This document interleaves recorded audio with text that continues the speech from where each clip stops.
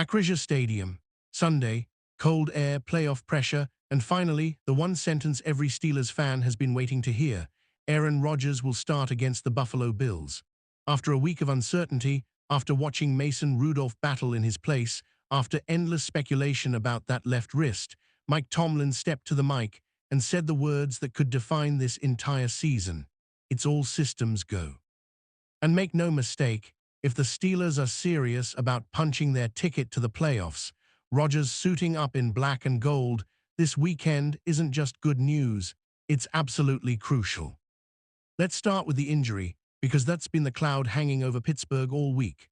Rodgers sat out last week's game against the Bears with a left wrist issue, a painful sprain that affected his grip, his follow-through, and his ability to drive the ball with that trademark precision. For a quarterback, especially one who lives on timing, touch, and accuracy, that's no small thing. The team shut him down, gave him treatment, limited his reps, and let the swelling and stiffness calm down. Fast forward to Friday, full participant in practice, no limitations, no pitch count, and no injury designation for Sunday. Does that mean he's 100%? Probably not. But in December, nobody is truly 100%. What it does mean is that the medical staff believes he can take hits, rip throws, command the offense, and be the version of Aaron Rodgers the Steelers brought in for moments exactly like this. And this moment is massive, because let's be honest, without Rodgers, the path to the playoffs gets a lot narrower, a lot darker, and a lot more unrealistic. Mason Rudolph did what he could. He fought, he competed, he tried to manage the game. But there's a difference between surviving the Bears and outdueling Josh Allen and the Buffalo Bills in a late-season, high-stakes showdown. This is not the time for good enough. This is the time for elite. This is the time for a quarterback who has lived in these pressure cookers, who has stared down entire stadiums and silenced them with a single back-shoulder throw. This is why you trust a veteran, why you invest in greatness, why you ride with a future Hall of Famer even if he's got tape on his wrist and ice wrapped from fingers to elbow after the game. Look at the AFC picture. Every week the standings squeeze tighter. One loss drops you from 6th seed to in the hunt. One win can vault you from question mark to nobody wants to play those guys in January. The Steelers can't afford to sit back and hope other teams collapse. They have to take control of their own fate. And you don't take control by playing scared. You don't take control by protecting a star so much that your season slips away without a fight.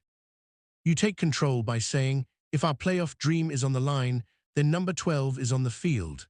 Because if Rodgers is healthy enough to go, he has to go not next week, not when the pain is fully gone, but now, against a Bills team that can knock you down the ladder in one afternoon. Think about what this game means for the locker room. When those players look across the huddle and see Aaron Rodgers staring back at them, taped wrist, eyes locked in, they stand a little taller. The offensive line digs a little deeper in pass protection. The receivers finish their routes harder, knowing the ball can arrive at any window, any angle, with any velocity. The defense, knowing they've got a proven closer on the other side, plays freed up. They can take a risk, jump a route, send an extra blitz, because they believe their offense can answer. Rodgers brings more than just yards and touchdowns, he brings belief. And in December football, belief is currency. Belief can be the difference between here we go again and we're not losing tonight. The Bills are not just another opponent. They're a barometer. They're the kind of team you have to beat if you want to be taken seriously in the postseason conversation. Buffalo can score in bunches. They can turn a small mistake into a 14-point swing in the span of 4 minutes. You fall behind early, you blink in the red zone, you misfire on 3rd and 8, they'll punish you.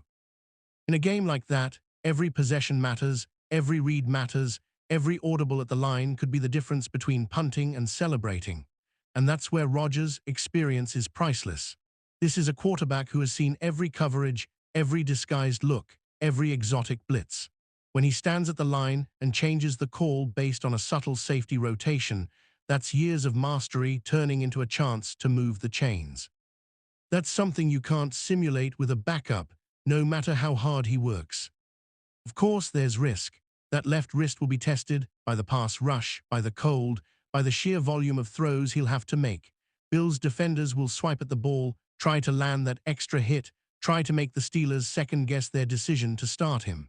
But this is why Rodgers spent his career building a reputation as a competitor who doesn't flinch. If he was worried about staying comfortable, he would have shut it down weeks ago. Instead, he pushed through rehab, he took the reps, he answered every question from the medical staff and coaching staff with one message: if I can play, I'm playing. Sometimes that's all a team needs to hear, not guarantees, not percentages, just commitment. And from a strategic standpoint, Rodgers changes the entire way this game will be called. With him under center, you can trust deeper route concepts. You can take shots down the sideline, attack the seams, work those tight window throws on third and long. Play action suddenly becomes lethal because Buffalo's defense knows he can punish any hesitation with a laser behind the linebackers. The run game benefits too. Najee and Warren are going to see lighter boxes because nobody in their right mind loads the line of scrimmage and dares Rodgers to beat them over the top. You want balance, you want complementary football. It starts with defense respecting the quarterback, and Aaron Rodgers demands respect just by jogging out of the tunnel. Now zoom out and look at the season story. Imagine the narrative if the Steelers beat Buffalo with Rodgers back in the lineup. The national conversation flips overnight. No more maybe they sneak in as a wild card if everything breaks right. It becomes, hold on, if Rodgers is getting hot, if this defense keeps smothering people, does anyone really want to see this team in January? Suddenly, that locker room sees not just a path to the playoffs, but a path to making noise once they're there. On the other hand, imagine sitting Rodgers, playing it safe, and losing a tight one that could have turned with one elite throw, one vintage drive, one final 2-minute drill led by a master of the moment. That's the kind of regret that sticks with a franchise. This game is more than a mid-season clash. It's a fork in the road. Do the Steelers lean into who they are now, a team built around a legendary quarterback and a physical, opportunistic defense, or do they play not to lose and watch the postseason drift farther away? The answer is walking into the huddle on Sunday, wrist taped, helmet buckled, eyes locked, Aaron Rodgers. Whether he throws for 350 yards or simply makes the 3 clutch plays that matter most, his presence alone gives Pittsburgh their best chance to keep this playoff dream alive. So when that ball is kicked off at Acrisure, remember what's really at stake. It's not just one game, not just one win or loss column entry. It's the belief of a fan base, the confidence of a locker room, and the direction of an entire season. The Steelers didn't get Aaron Rodgers to watch from the sideline in the biggest game of the year. They brought him here for nights exactly like this, lights bright, opponent dangerous, playoff hopes on the line. His wrist may not be perfect, but the message is crystal clear. If the Steelers truly want January football, their road goes through Buffalo, and it goes with Aaron Rodgers leading the way.